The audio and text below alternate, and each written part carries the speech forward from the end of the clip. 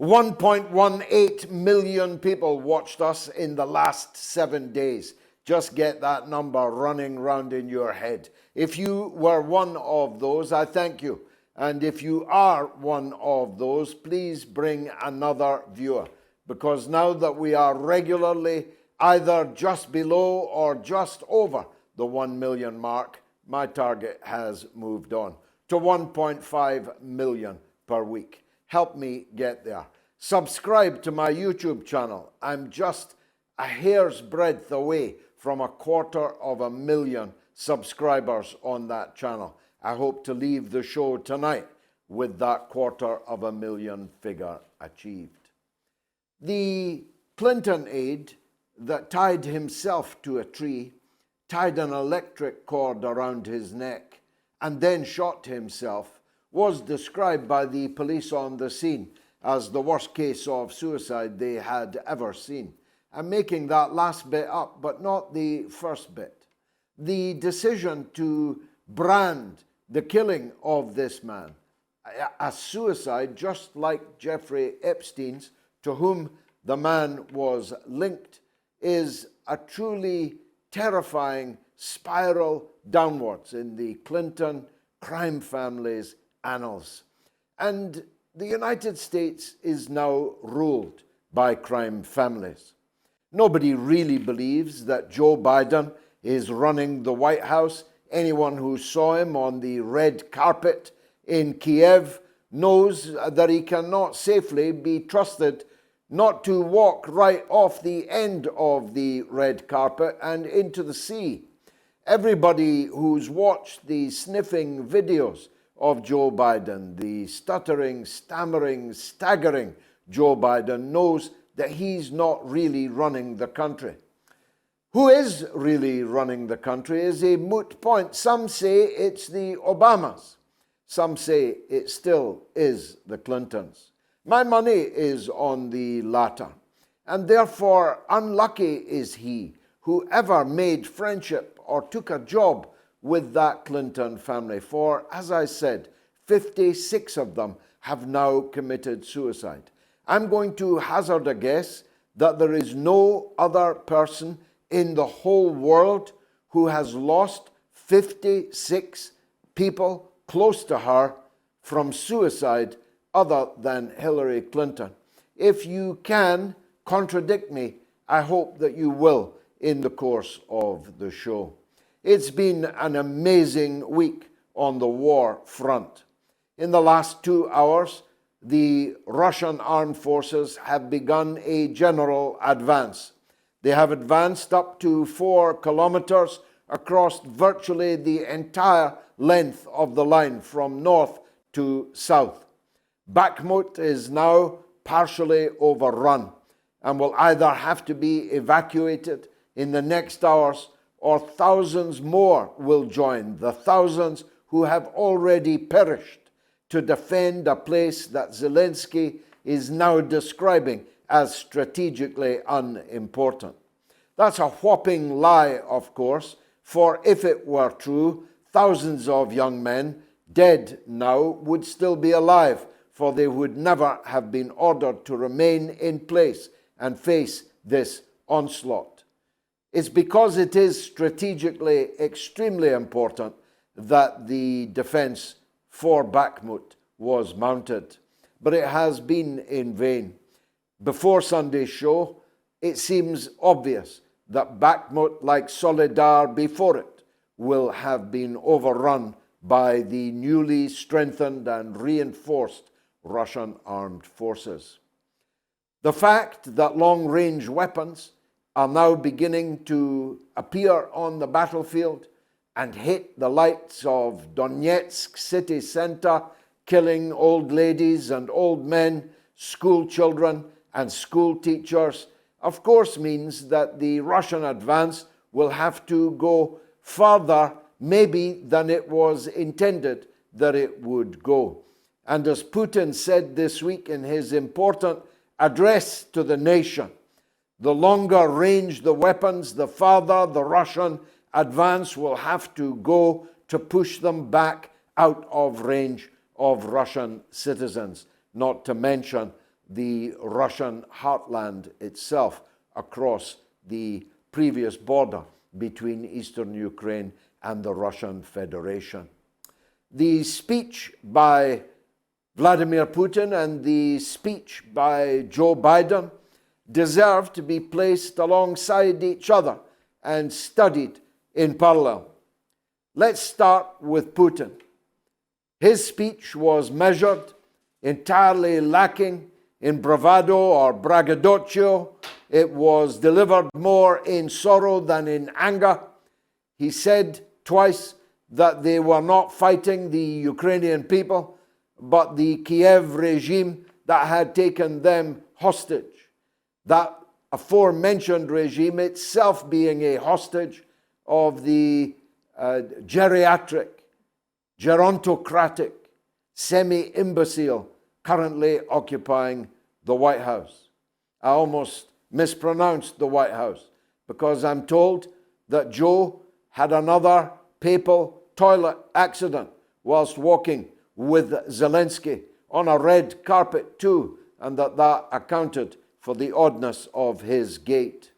But the White House is titularly still run by the man who went to Poland to issue a series of blood-curdling threats and utterly empty bellicose promises to retake all of the Ukraine and Crimea and return them to the purview of the regime in Kiev.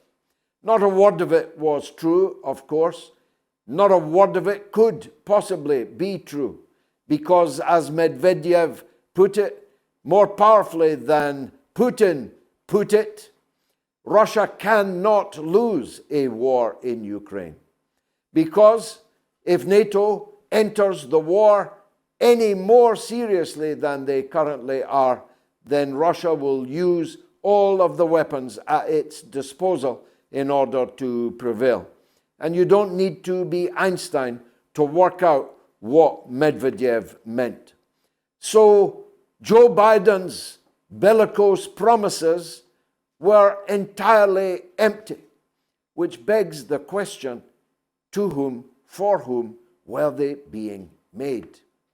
It cannot be the case that the citizens of Kiev, let alone the denizens of the bunker of President Zelensky, believe that they can turn back the tide of the Russian advance. It cannot possibly be that they imagine that one day their flag will fly in Crimea or in Donetsk, in Lugansk, in Mariupol. They cannot conceivably believe that, for if they do, then it's a ward, a mental ward that they should be in. But I'm not in any doubt that they don't believe it at all.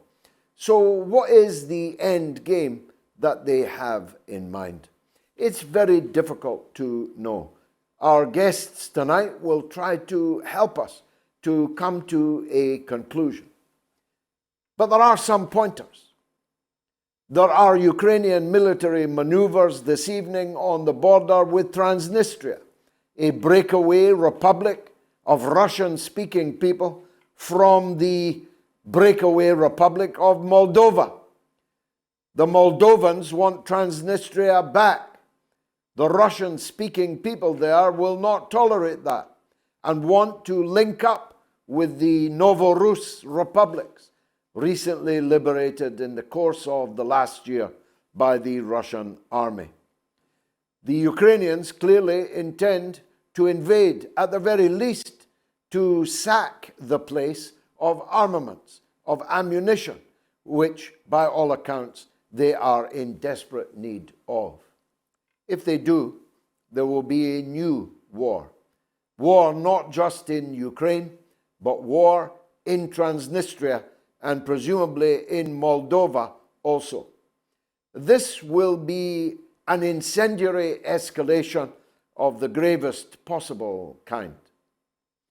The Russian government has just withdrawn from START, the Strategic Arms Reduction Treaty, though they have promised that they will not add quantitatively to the numbers of their nuclear warheads, which number some 3.5 to 4,000 nuclear warheads, each of them 1,000 times more powerful than the bombs which fell on Hiroshima and Nagasaki. We won't know, however, if they do add to them quantitatively, because they have declared that no American inspection teams will be allowed access to Russia's strategic weaponry. So Russia may or may not be going to build more nuclear weapons, may or may not be going to improve the quality of the nuclear weapons it already has. But every way you slice it or dice it, it means that we are edging ever closer to a nuclear confrontation between East and West.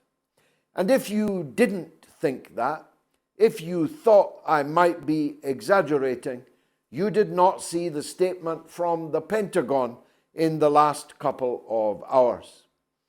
I'll paraphrase, but only very marginally, only because I don't have it in front of me. The Pentagon issued the following statement: that China will face consequences in the event of it deepening its ties with Russia. Just ponder that statement for a moment. Ponder first the exceptionalism of one nuclear superpower ordering another nuclear superpower with whom it may deepen relations. Ponder its effect on the Chinese people, 1.6 billion of them, who thought that their country was long past listening to orders from foreigners about who or whom they can be friendly with or what they can or cannot do. Ponder its impact on the Chinese leadership about to announce this weekend peace proposals to try and bring about a negotiated end to the Ukraine-Russia conflict before it escalates into World War III.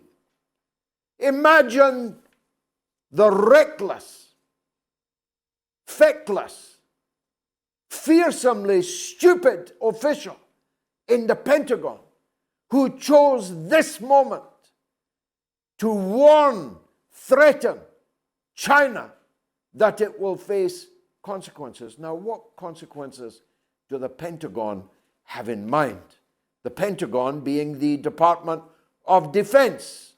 One presumes the Pentagon only speaks on military matters. In other words, they were not threatening, I don't know, sanctions on TikTok. They were not threatening new restrictions on Huawei.